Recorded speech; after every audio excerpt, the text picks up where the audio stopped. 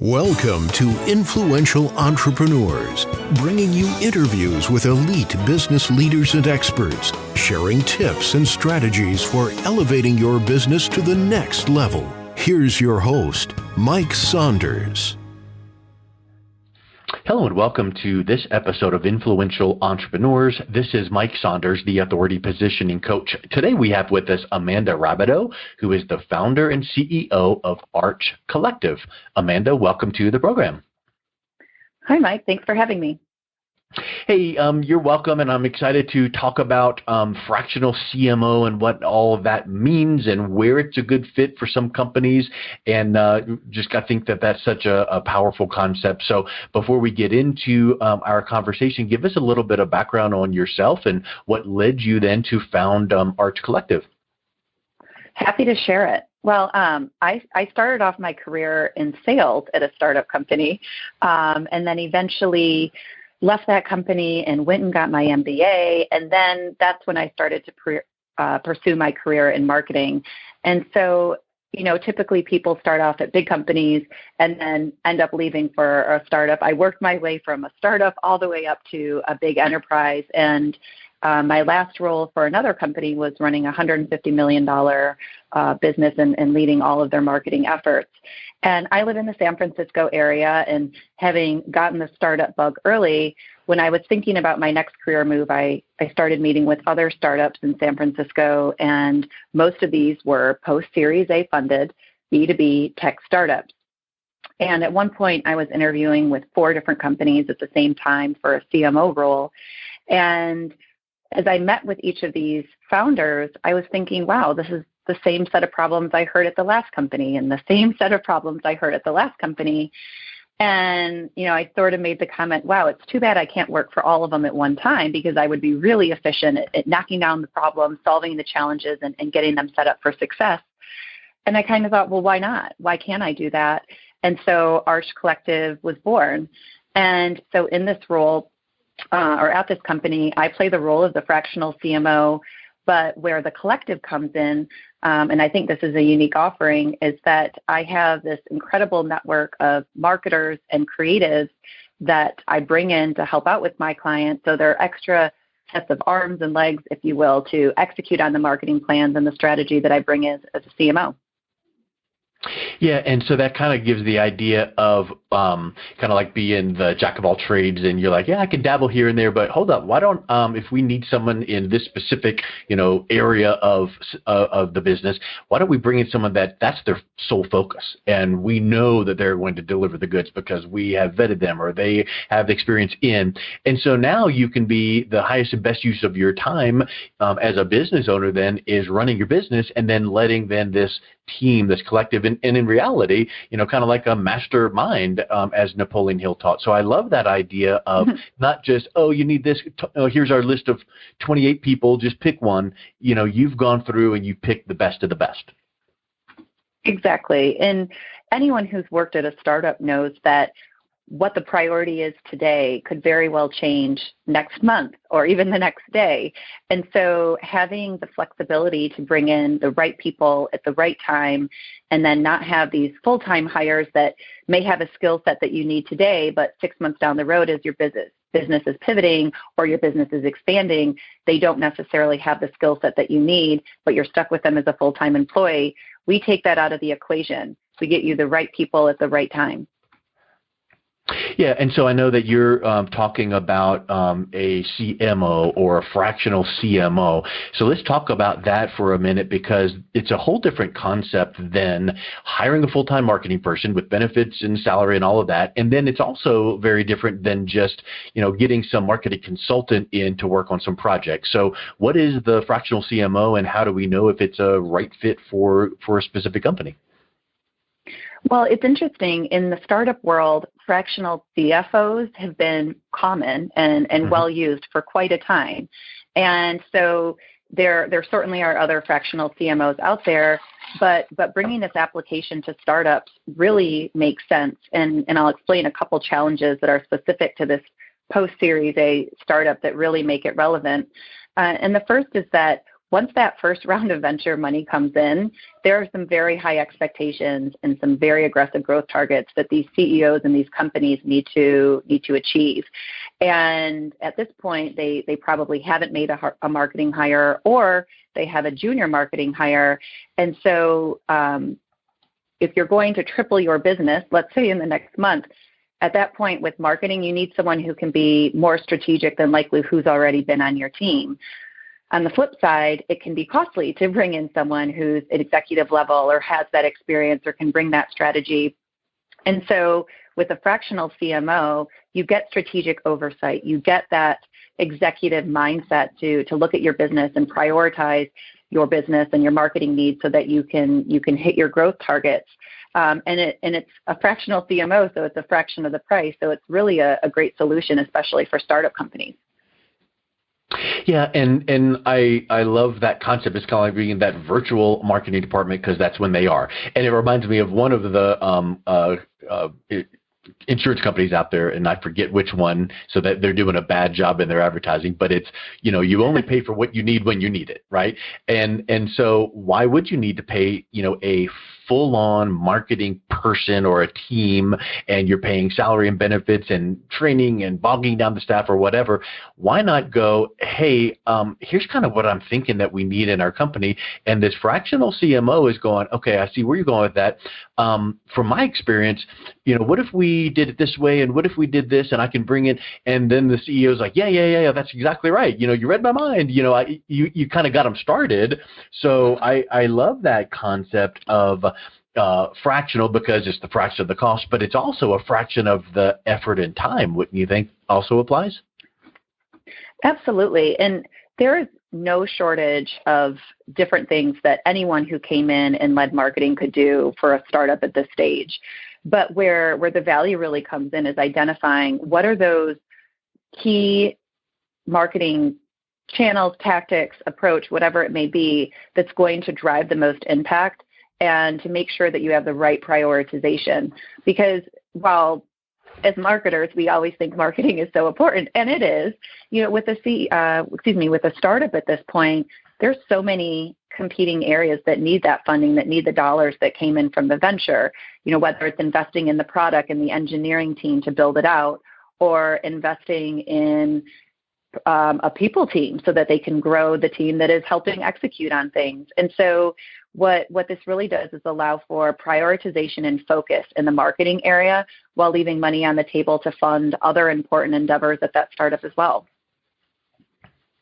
Yeah, and I think that's a huge piece, because it's kind of like opportunity cost. If you are spending your time and money here, exactly, then you can't spend your time and money there. So you talk a lot about it's a good model for Series A funded startups. So what is typically, when you are brought on to work with a company in that capacity, what are you typically seeing is the first place that you're starting in the marketing? What are the commonalities? Like, is it all over the board and everybody is so different that you're starting here for one company and totally different there? Or do you see some commonalities where typically they need help with this? Well, there's certainly exceptions to every rule, right? But I think it's fair to say that there are some commonalities across these businesses, and I'll give you a few examples. So the first thing I do when I come in is I put together a marketing plan, or that strategy that we're going to execute against. And what this does is ensure that there's alignment, not only with myself and the business, myself and my client, but also among the key stakeholders at that business.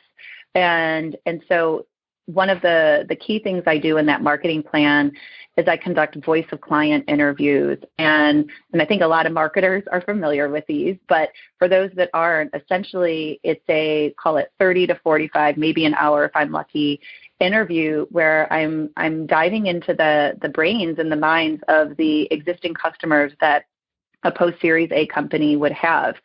And this is something that it's very important to my model, and I think it's important for any marketer or any startup to take the time to do, because what that does is it helps me understand, how did we get these clients, the good ones and the bad ones, because we certainly want to replicate the good ones and maybe avoid the ones that aren't so good.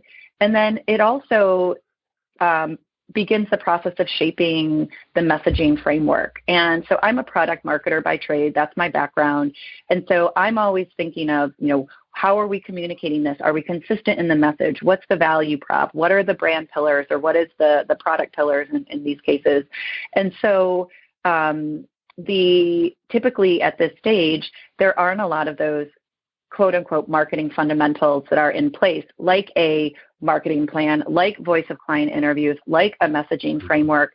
And so while oftentimes startups, they want to immediately have the foot on the marketing gas pedal, it is beneficial to slow down so that we can speed up and make sure that we have these things in place. And so those are conversations that I'm constantly having to make sure that I'm putting a strong foundation in place so that these businesses can grow, not only while I'm there, but also that I'm leaving behind a strong foundation as well, because to build a marketing plan on a house of cards isn't going to benefit anyone in the long run.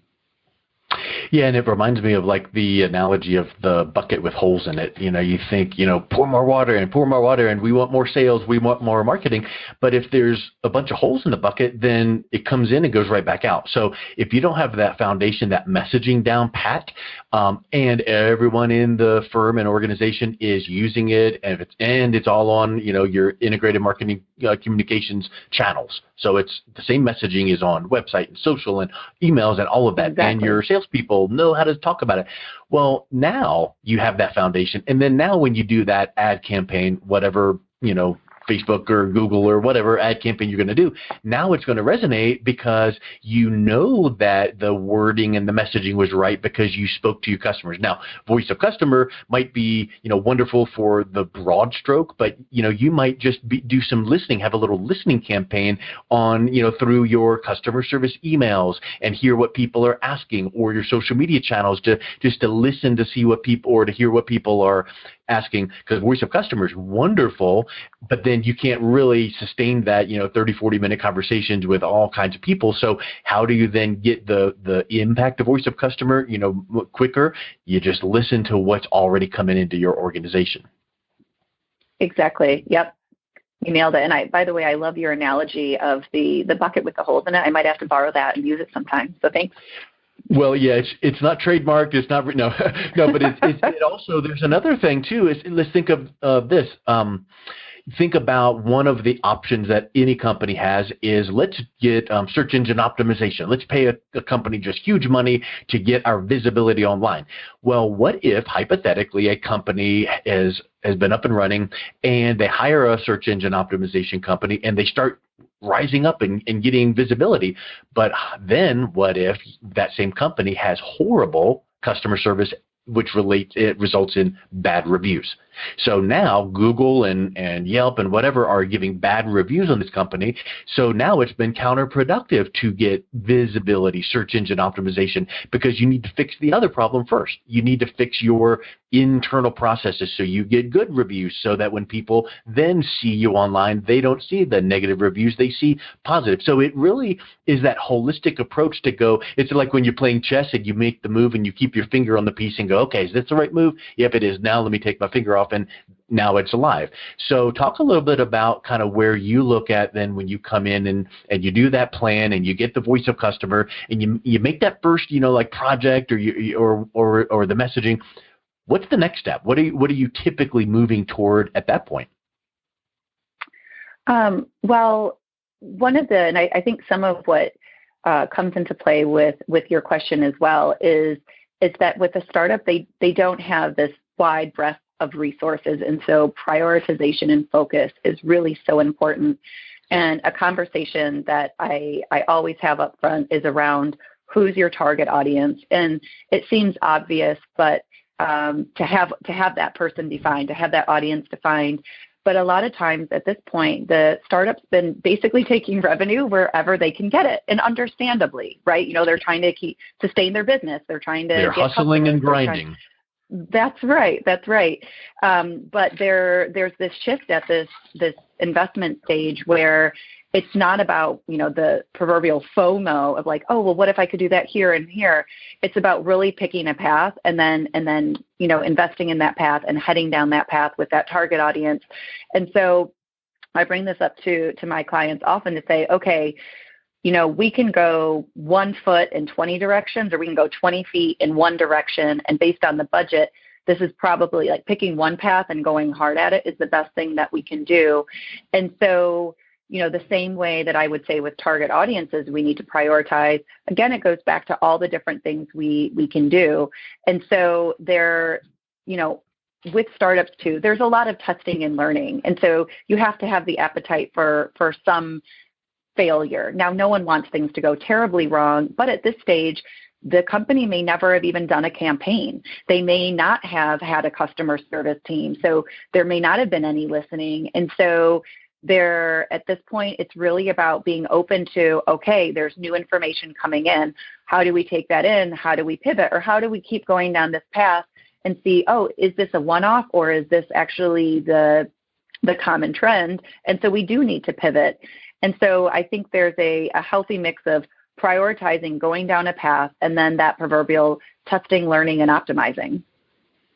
And I think one of the critical things is to stick with that campaign, whatever that campaign might be, long enough to make sure that it actually is working, or you're going to pivot, because I feel like there's a lot of companies that go, see, we tried that and it didn't work. Yeah, you tried it for 10 seconds, or you ran that one Facebook ad and it didn't convert. Why don't we tweak? And so you have to give it some time. And then also, to your point about pivoting, there are companies or in certain industries that one company their target audience might respond like gangbusters to a video campaign. And then some other company, their customers might respond to a podcast. And you don't know until you've tried it long enough to get the feedback from the audience. And it really is something where, depending on your audience demographics and even psychographics, you might find some people, some target audience that goes, I just don't do video. Make as many as you want, but I am not going to watch videos. But doggone, if you're going to do a podcast, I can put that in my ear and listen to it while I exercise, or and then the reverse is true in others. Like some people would go, look, I just absolutely devour videos. Do those, but you don't know until you try it. And then let's tie in the voice of client or the survey or whatever. That's part of quantifying that. So when you launch that whatever initiative, get the feedback from the customers and talk to them, or email, or listen to what they're saying on social, and go, we absolutely loved the whatever the case is. And now you know where to pour gas on the fire. Yep. In fact, I have a great story about that exact thing. A client of mine, they're actually international, and they were looking to expand their business in the U.S. And so they brought me in to do this.